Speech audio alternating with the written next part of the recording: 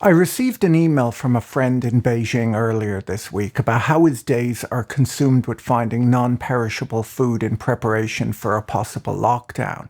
He signed off the email with the line, "We're undergoing an unbelievable time in Chinese history." My friend told me of the 3 daily COVID tests required and that certain neighborhoods in Beijing were already in lockdown. Beijing has since stepped up coronavirus restrictions after reporting 41 cases last Sunday. The new wave of controls is the latest sign that China's leadership is committed to their heavy-handed zero-COVID policy. This despite indications that the policy is causing huge economic damage, both within the country and internationally. In late March of this year, Shanghai, the richest city in the world's second largest economy, went into what was supposed to be a temporary lockdown. By early April, 28 million people were confined to their homes, and Shanghai was effectively closed for business. The Orwellian images were difficult to ignore, robots patrolling the city with loudspeakers blaring directives for COVID tests throughout the day. At night, people were taking to their balconies to shout in protest at the lack of essential supplies. Drones flew through the city blaring messages like, "Please comply with COVID restrictions and control your soul's desire for freedom." As the rest of the world is emerging from the pandemic 2 years after its onset, it's surprising to see what's happening in China. Economists are warning that the economic shock from these lockdowns could be more severe than the shock that came in the aftermath of the Wuhan outbreak 2 years ago. This is because of Shanghai's importance in global trade and manufacturing. If 3 months ago someone had told you that within weeks the citizens of Shanghai would be running around looking for food on a daily basis, you probably wouldn't have believed them. If this can happen in a city as wealthy, cosmopolitan, and economically important as Shanghai, what does it tell us about the overall situation in China? This is both a humanitarian crisis and an economic crisis. The rising pressures are already eroding confidence in Beijing's ambitions of reaching growth of 5.5% this year, its lowest target in 30 years. The investment bank Nomura estimates that 344 million people, or a quarter of the country's population, are currently under some kind of lockdown restrictions. Chinese authorities have limited movement within the country to reduce the spread of the virus, meaning that vital logistics routes that connect buyers and suppliers within the country are no longer functioning, leaving factories without crucial components for manufacturing. Farmers in the northeast China Plain, one of the major grain-producing areas of China, are cooped up during what is normally the spring planting season, and many factories, shops and restaurants across the country have been forced to suspend their operations. Reduced grain production in China, when combined with the slashed production in Ukraine, is very worrying to say the least. The IMF has cut its GDP growth forecast for China to 4.4% for the full year from the 8.1% they had predicted last year. On top of this, nationwide consumption in China fell 3.5% in March, while spending on restaurants plummeted 16% according to official data, suggesting that anti-COVID controls are slowing an economy already suffering from real estate market problems. The zero-COVID policy has taken a great toll on the lives and finances of regular Chinese citizens. More than 4.5 million small businesses closed in 2020, and even more are estimated to have closed in 2021. As Chinese citizens deal with their third year of COVID, many have drained their savings to a point where they need to curtail their spending. The government's solution of weakening the currency to help manufacturers also raises the cost of living for Chinese citizens, weakening domestic consumption, something that China needs more of, not less of, if it's to grow sustainably. Due to the global nature of trade, the severe disruptions happening in China can be expected to have a global impact and continue through the rest of the year as backlogged cargo vessels start sailing again. China accounts for around 12% of global trade, and COVID restrictions have idled factories and warehouses, slowed truck deliveries, and exacerbated container logjams. The lockdowns present another challenge for global supply chains that have been stressed by both pandemic shutdowns and the war in Ukraine. This has led to greater competition for available goods, pushing up prices, which has been fueling inflation worldwide. While there's been a lot of talk of the need to hike interest rates to combat inflation, an increase in interest rates will do nothing to combat inflation that's caused by these trade disruptions. Okay, so what's wrong in China? Well, at the center of this problem is the fact that the Omicron variant of COVID-19 is much more transmissible than the prior variants were, and Sinovac, China's homegrown vaccine, doesn't appear to protect very well against it. Sinovac appears to be less effective at preventing death from COVID among the elderly than the internationally developed mRNA vaccines, particularly for people who received less than the 3 shots that are required. The early success of China's zero COVID strategy ensured that deaths in the country were in the low thousands compared to more than 1 million deaths in the United States, which was a genuine triumph. But this success possibly created a false sense of security in China, and today more than 130 million people in China aged 60 and above are either unvaccinated or have had less than the necessary 3 doses, which according to a University of Hong Kong study puts them in much greater danger of developing severe COVID symptoms or dying if they contract the virus. So while Omicron appears to be less fatal in the rest of the world, that might not be the case in China, and Chinese officials are terrified that if they open up like the rest of the world has, millions of citizens could die. National pride has also prevented China from approving foreign mRNA vaccines for use amongst its people, leaving them to take the less effective vaccines developed by domestic companies. Beijing has been urging the development of homegrown mRNA vaccines, 2 of which have now entered clinical trials. The stakes right now are very high for President Xi, who aims to take an unprecedented 3rd term as the head of the CCP later this year. His carefully cultivated image as a strong and competent leader could be badly tarnished if the government loses control of COVID or blunders into an economic crisis while trying to contain it. Right now, Beijing has a stark choice to either start a mass vaccination program using possibly foreign mRNA vaccines or sustain the ruinous economic and social costs of continued lockdowns. At the moment, it looks like they're doubling down on the strategy which used to work but no longer appears to be working. While some Western governments possibly mishandled their initial response to COVID-19 through a laissez-faire approach, Xi and the Communist Party suffer from the opposite problem. Because extreme government control worked initially, their instinct is to respond to the spread of Omicron by more extreme lockdowns when dealing with this more contagious variant. The Chinese government does not get to claim legitimacy through the results of elections. Instead, government officials in China argue that the Communist Party draws its legitimacy from its performance. The claim is that the Chinese government has outperformed Western governments because of the superiority of their socialist system with Chinese characteristics.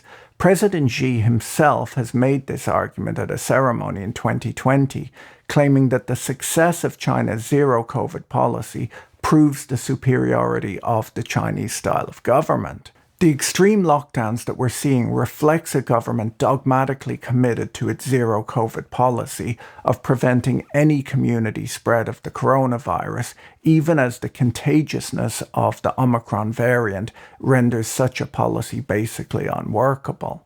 So why are they doing this? Well, if you'd looked at the Chinese approach going back to Wuhan in early 2020, 6 months ago or even more recently, you would have said that this worked for China.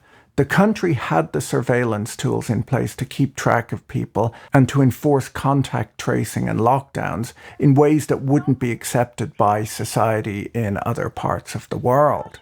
The problem with this approach is that it downplayed the need to vaccinate vulnerable populations, especially the elderly, and national pride meant that the government would rather get by using a homegrown vaccine that underperformed rather than lose face by importing a foreign drug.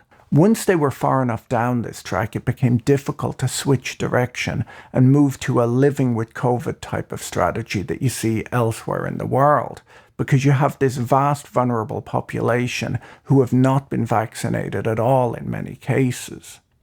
Now, while these extended lockdowns are doing great damage to the Chinese economy, the economic harm is much more global. Apple, Coca-Cola, General Electric, and Pernod Ricard are amongst the biggest companies to have warned this week of the threat from spreading lockdowns in China, with many more blaming the strict measures for higher costs, shortfalls in their latest results, and their more cautious outlooks. Companies from Amazon to Archer Daniels Midland have noted that obtaining goods from China by ship or air freight now costs significantly more and takes longer due to restrictions at Chinese ports and disruptions to internal train and trucking logistics within the country. Wait times for vessels arriving in Shanghai to dock in port have shot up from 12 hours to 2 days since the start of the city's lockdown. The economic damage comes right as the global economy is dealing with the consequences of Russia's invasion of Ukraine, which has sent energy prices soaring, made certain industrial commodities less available, and prompted the IMF this month to cut its global growth forecasts. Multinational firms are dealing not just with strains on supply chains, but additionally with a slowdown in demand within China. Now, the Chinese government has made efforts to keep the economy going. In Shanghai, the local authorities have selected certain companies in key industries, such as automobiles and semiconductor manufacturing, to restart production. But the vast majority of businesses still remain closed. Chinese authorities have been trying to keep factories and ports operating by keeping workers on the premises in so-called closed-loop systems. Some factories in Shanghai, such as Tesla and some of its suppliers, have resumed production, but they have to follow complicated and expensive rules, including instituting a system where workers live on-site and are tested regularly for the virus. Not many companies are able to do this, as they lack the capacity to provide accommodation for all of their employees on site. Rules like this are especially difficult for smaller businesses, which could fold, causing job losses, leaving former employees unable to pay their mortgages. This could exacerbate the problems being seen in the real estate market in China. In the short run, the logjams will mean more problems for global merchandise trade, which slumped in 2020 and rebounded last year.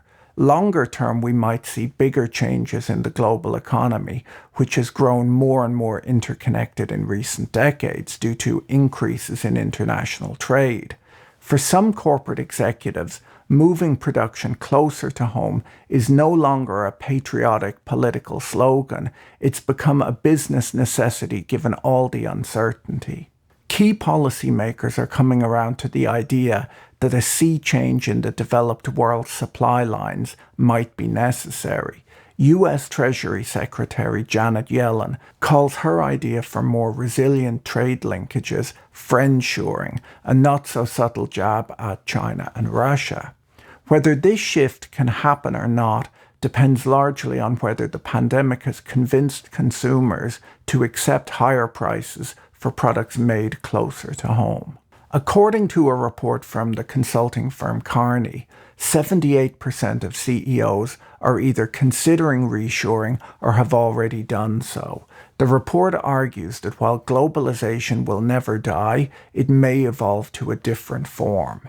Companies have weathered the roughest bouts of supply turmoil over the past year, partially by raising prices, and consumers have largely accepted this. Tesla lost about a month of work during the Shanghai shutdown. Bed Bath & Beyond earlier this month announced an abnormally high level of inventory was in transit, unavailable, or held at ports through the early part of this quarter. Alcoa, the aluminium manufacturer, last week blamed transport problems for higher inventories. Continental, Europe's second largest maker of auto parts, lowered its growth forecast for the global production of passenger cars and light commercial vehicles to a range of 4% to 6% from the previous forecast of 6% to 9%. Volkswagen, the world's second largest electric vehicle manufacturer, announced yesterday that they've sold out of battery-powered vehicles in the US and Europe for this year as persistent supply chain bottlenecks hit global production.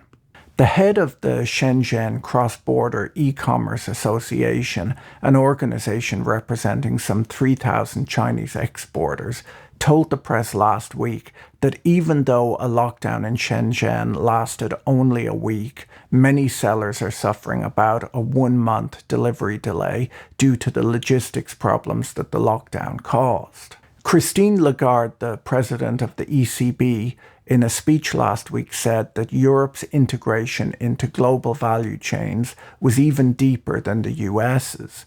She pointed out that trade as a share of the euro area's GDP rose to 54% in 2019 from 31% 20 years ago, compared with America's 3 percentage point rise to 26%. She cited a recent survey that found 46% of German companies get significant inputs from China. Of those, almost half are planning to reduce that dependency. Russia's invasion additionally means the search for the lowest cost suppliers must be refocused around geopolitical alliances. We must work towards making trade safer in these unpredictable times while also leveraging our regional strength, according to Lagarde. Even industries that are not considered strategic are likely to anticipate the fracturing of the global trading order and adjust themselves, she said.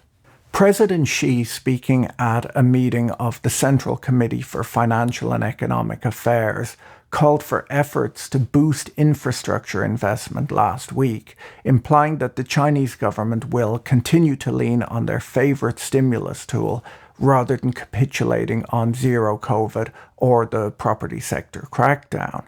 China can't lock down, hit its growth target, and stop buying growth with debt all at the same time. Confronted with China's worst economic conditions and outlook since at least the start of the pandemic, policymakers have so far presented only modest easing measures, possibly because stimulus measures would have rather limited effectiveness, especially in regions brought to a standstill due to COVID lockdowns.